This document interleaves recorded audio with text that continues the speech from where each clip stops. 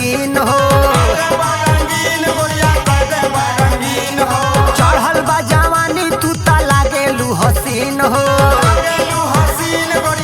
का करबा ललका गुलाल मलब कह दे रंगीन हो।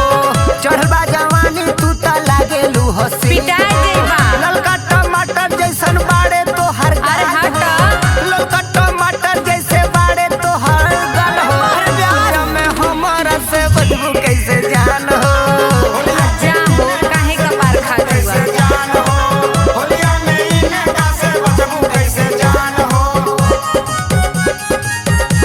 हटा के दहिया पे चढ़बा अरे राजू भैया अरे आवे यार दूर से पानी उधहा। जाओ ने उधहा कुछ करा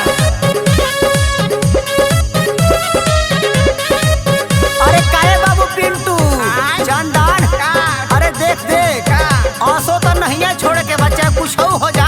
अरे जा हो लेके पिचकारी अली गोरी तोहरे टोली। एको कोना बाची नाही रंगब सब खोली। मनसोख धल बड़ा जका लेके पिचकारी अली गोरी तोहरी टोली। एको कोना बाची नाही रंगब सब खोली। प्रदीप परोसन से बची ना दुकान हो।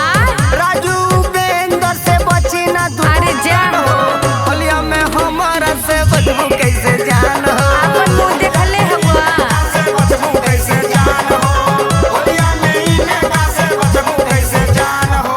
हटा सो आवारा कहीं का भाग